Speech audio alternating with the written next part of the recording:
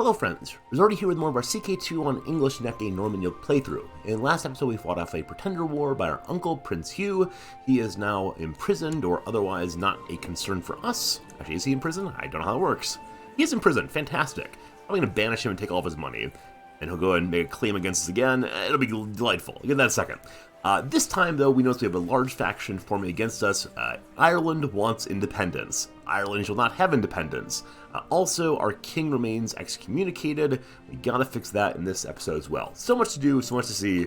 So what's wrong with taking the back streets? Alright, so we want to begin by taking a look at our prisoners and see what the possibility of banishing them is. So Prince Hugh here has 397 monies available. If we banish it, we get that. I don't know if we get in trouble for banishing our family. I don't think we do. And then Gobert here is not worth any money at all.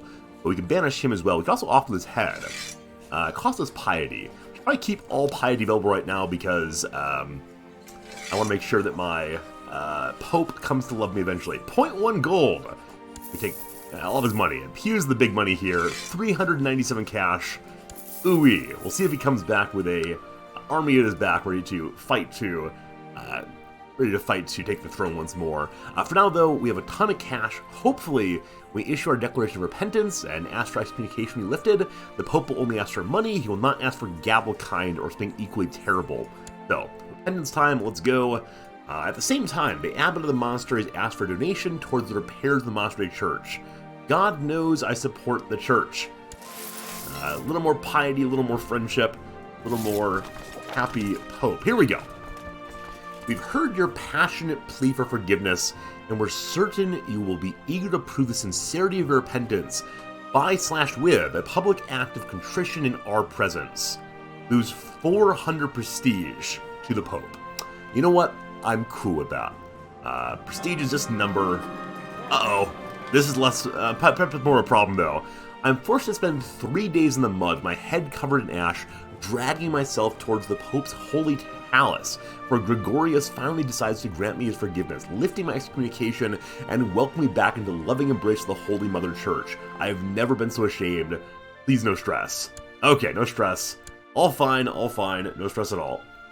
Let's continue improving our home. Oh, right. Only thing we improve here is the housecarls, and then we gotta work on getting more military tech here.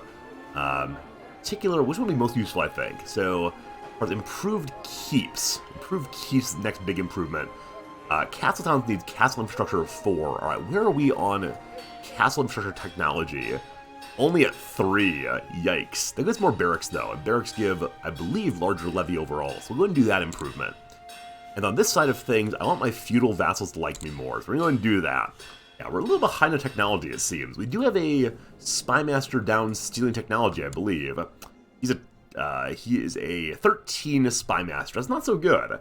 I bet he's the spymaster only because he's a loyalist. That's what happens when you stack the council with loyalists. Yeah, spymasters should not be a loyalist, probably. Let's take this vote through, though, in 1 year's time. Then we'll shift on over to better spymasters and such, I suspect. Okay, the next wow, we have a lot of rights of imprisonment we can do here. But I don't believe I'm in a position to actually seize any titles. We're allowed to revoke titles, but only for traitors and unlawful subject. I believe that demanding independence does not count as being a traitor. Actually breaking off does. So, some of these people have a little bit of money there, 400 money there, 400 money there, a little bit of money there, but not a huge amount. Alright, and the large faction against went away. Hopefully that continues going away. Yeah, they're all relatively weak compared to us. They hate us because they ain't us, but that's alright, I think. That's alright. Okay. So Scotland ended its rebellions. Scotland is now just one big nation again. We're both kingdoms, so if we were to declare war here, how could we do it? Alright, the council against kind of nonsense. They're glory hounds. It says Scotland's too weak. Come on, it's a kingdom. It's a quote-unquote country just to the north of us. We have various de jure claims on the borderland. I don't have any claim against the whole nation, though, unfortunately. So I think we have to take it apart one step at a time. Going for duchies is usually best. Unfortunately, oh, we do have a claim on duchies. This is a duchy. That's not so good. That's not so good. Yeah, we have a claim on the County of Cumberland or the Duchy of Cumberland. Potentially when we bribe someone to vote with us, we'll also declare war for a county, I guess. And I want to use my Chancellor then to... Oh, Chancellor's fabricating in the Island of Man still. He's been there for a while. His chance is only 4.67. Yeah, this is a lousy, lousy Chancellor. Only competent with 11 points there. Maybe we'll change him out. Time for a big old council reshuffle pretty soon. Treatment for illness are, yearly, bi-yearly, check for, can we cure cancer? Our Duke comes and offers treatments. We'll give him the conservative one, as always. He insists our humor's out of balance, does some bloodletting, and gosh, we feel better. Successful treatments, plus 2 health. Maybe we'll kick the cancer eventually. I don't know if you can kick cancer in this game without going for some kind of amputation. We'll see, we'll see. Right, how long are we a rampant sinner? Till 2 years from now. Then that'll go away. Vicious rumors go away. In 2 years also. In 2 years, everything will be much, much better. I think that is the long and short of this moment of the playthrough, which is just great. Alright, I'm curious the state of Europe itself. The Emperor holds on. Last time we went looking at the Emperor, we noticed he did not have any family we could marry into. Is that still true? His eldest son is dead and has no children. His... Oops. Wait, did the HRA just die? Wait, what did I do? 1 second. So... The child of... the child of Gebhard is Humbert von Metz. I must click on his grandfather. Oh, I see what I did. Yeah, I clicked on his liege. His liege was his grandfather. His grandfather's dead. His father's still alive. I was briefly very confused about the parentage there. HRE incest happening, perhaps. Okay. His other son, the prince, is married but does not have any children yet. Hopefully he gets to that pretty soon, like marry into the family. Who is the next emperor likely to be? That would be Philip Billung. Right, who is Philip Billung? He is the Duke of Saxony. Do you have a family I can marry into? You have an unmarried daughter. I think we only have female children available right now. Well, that's not true. We actually have a whole bunch of kiddos who are nephews. You allow me to marry your nephew patrilineally to your daughter. Sure, that seems nice. Spreading that dynasty around. Alright, and with that, we can probably get an alliance with the Duke here, and then when he becomes Emperor, we'll probably the alliance again. A messenger from our head of the Benedictine Order. Needs more funds. How much funds do you need? Just donate charity once. I think it's like 300 money, which is a fair pile. Alright, you accept the betrothal. We'll accept an alliance now. Gosh, you will. Alright, we have a relatively powerful Duke then on our side. I'll probably try to get more and more of the HRE on our side with a thought about eventually going for more of France. I mean, we're kind of at the point now where going after France would not be the worst idea in the world, but I do want to get Scotland to complete that mission. Uniting Wales, England, Ireland, and Scotland under one banner, which will happen sooner or later, I'm sure. For now, though, how much money is it to donate charity? It is only 100 gold. You know what? Sure. Done. The Benedictine Order has received your graciously donated gift. You have our thanks. In addition to those whose lives be greatly improved by charity. I did my duty for you, my lord. And we're very close to ranking up. Our devotion needs to go up only about 75 more points. Be good to go. We still have a ton of cash. And so let's check into the possibility of making ourselves even stronger again. We got better barracks from the technology upgrade. The jihad fails. Allah, it seems, does not favor the Muslim faithful. During its defeats and setbacks, the Caliph has called off the jihad for Egypt. This is fantastic. I was very appreciative for the jihad. It kept Egypt distracted while I was seizing back my land from them. Unfortunately, there is still this territory down here. This Count's territory at White. Is that the only issue? Yeah, the Count of White. When he dies, his territory will go to the King of Egypt. We have to fight our way to get White back. I could seize his land somehow. Let's see. I've got no reason to revoke his lands. I probably shouldn't. He's in a plot, though. What plot are you in? You won't end the plot unless you give me money. That's a shame. It's a real shame. Alright, well, we could try to assassinate this kiddo. If the kiddo were assassinated, who would the next person in line go to? Elgathu. This nice lady here. She is in our personal vassal tree still. So that is a-okay then. So let's think about this child. He's in his own county, unfortunately. So I doubt I'm be able to off him. Yeah, no valid plots. He's but a boy, and he's very, very far away. We don't know this land at all. I mean, good thinking on the AI's part to make that kiddo unreachable for us. Hey, cool. The Queen of Lotharingia has won her territory back. She used some of my troops. They're all gone now, but glad she has more power, as she's our #1 ally right now with her very, very small army. What happened? They should refill before too long, but at the moment our biggest ally is actually quite small. That's too bad. That's too bad. Okay. Looks like internal warring is happening once more. Hope for the vassals will turn against one another and weaken one another immensely here. The Irish troops, especially I'm hoping, go to war and cause many, many dead Irish people, so that we're able to not deal with uprisings in that direction. That'd be very, very good. Our heir can be introduced to the realm. All right, she has reached the age of 15, I believe. Then, yeah, age of 14.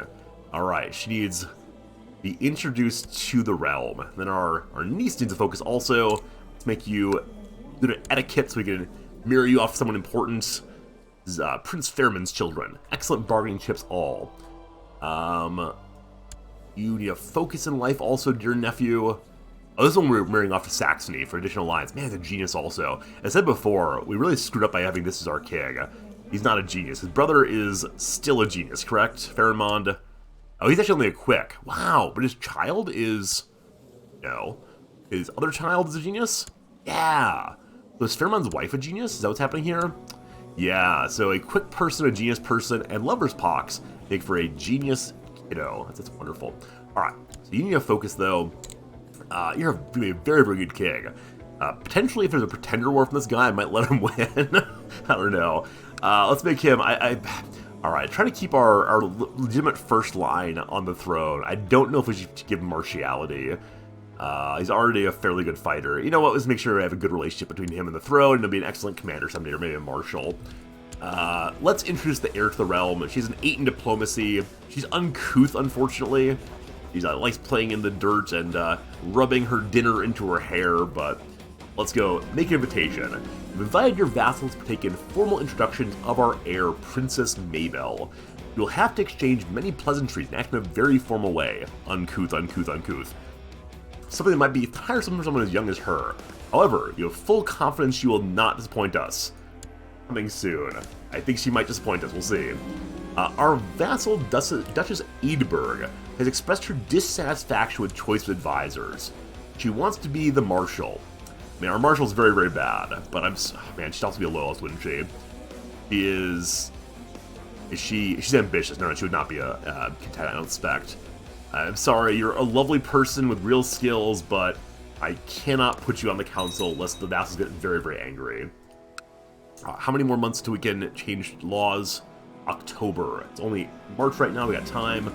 As Mabel introduces herself to the Bishop of Lanfanfarer, she not only accidentally spilled a beverage on him, but also manages to insult all of his ancestors. Good job, kiddo. The church is gonna hate you. Who's up next? Do a better job, Mabel. Come on, we believe in you. I think we believe in you at least. And still, I'm starting to think that Godilla might favor me. Godilla Baldwin's Ringen Doctor, the daughter of Bojuin Wins. Fancies us. She's uncouth. She's a cat, though. Who wouldn't want to hang out with someone with a cat? Clearly. No, it's not appropriate. As much as I do need some more children. Letting a male slide in the last minute here to be the true heir to the throne would be kind of hilarious. It's not really the last minute, though, right? Our king is 35 years old. We have as long as the cancer doesn't get him, we have a long time with him remaining on the throne to expand more and more and more.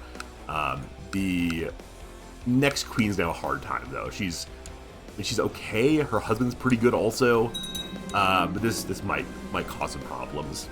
I'd be content with visiting a church every other Sunday. If I don't show up, the priest scolds me, tells me I should set a better example for my subjects. He'll ruin everything. We gain piety for showing up regularly. Also, we got some more food in us, no longer malnourished. Our health improves once more. What a good time. Okay. So, again, we have a CB against Scotland take this. Can I ask the Pope for a CB? I don't know exactly how to do that. Because I think it's request invasion. Yeah, I think that's how you get a CB on a kingdom all at once. But I think that requires that the Pope likes us more than he likes Queen Eleanor here. Here's like how much her being female hurts her with her vassals. Let's see. Yeah, female ruler, -10 permanently. Going to be difficult. So should we maybe use our law change to get more stats for women? How high does that have to be for the female ruler not to take any penalty? It looks like it has to be entirely full. Full stats of women. Female rulers do not incur negative opinion modifiers. That's not going to happen in this king's life, I don't believe. It would require, yeah, a lot of law changes. What, 10, 20, 30, 40 years, I think, of changes? I don't think the king's going to live to the age of 70. He might, though. He might. We'll see. Alright, let's stay at peace and continue improving a little bit again. So, some stables here. More horses, more good. The Duke wants to give away some of his land. Sorry, no. No, I can't give him the County of Kent. Sorry, I like your money, but I don't like your attempts to dismantle my territory. Scotland's beating the dickens out of man. We're hoping we get a claim there, but with that in mind, we probably shouldn't bother. And we can't ask for a CB against Queen Eleanor, the daughter of Lucifer. We excommunicate her then?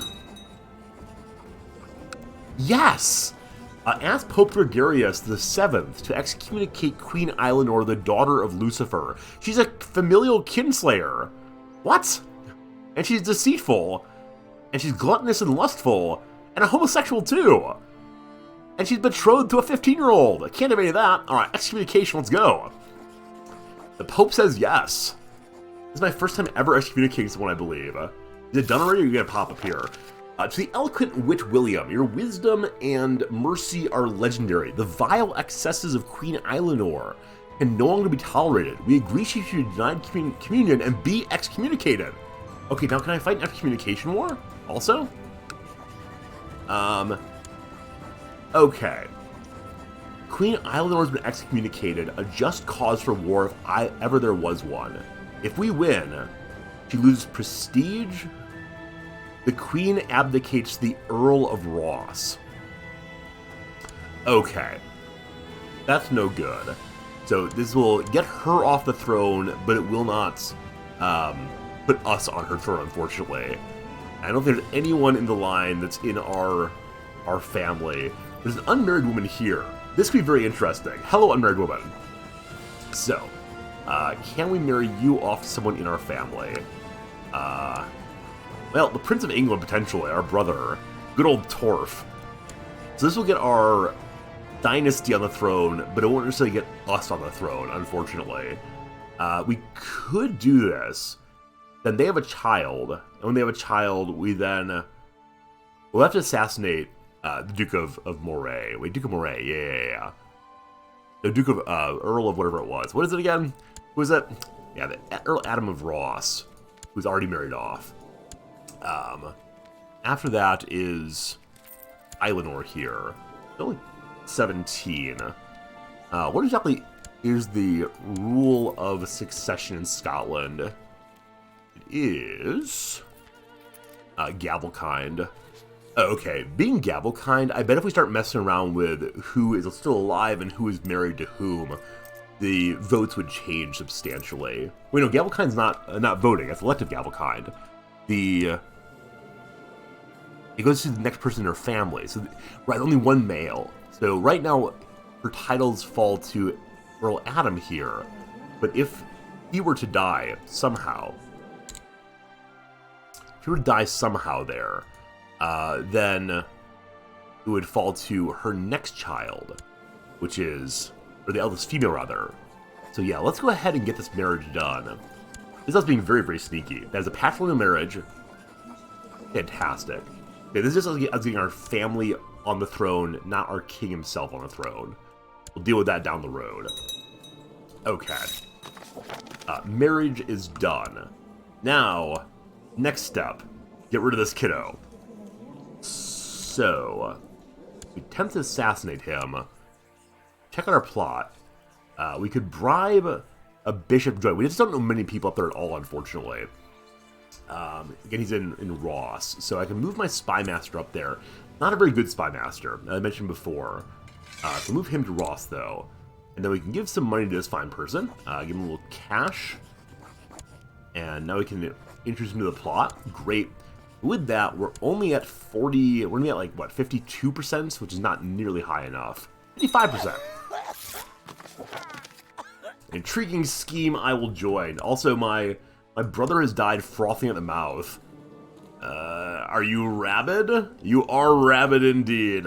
This character has rabies. A swelling and inflammation of the brain causes very strange aggressive behavior.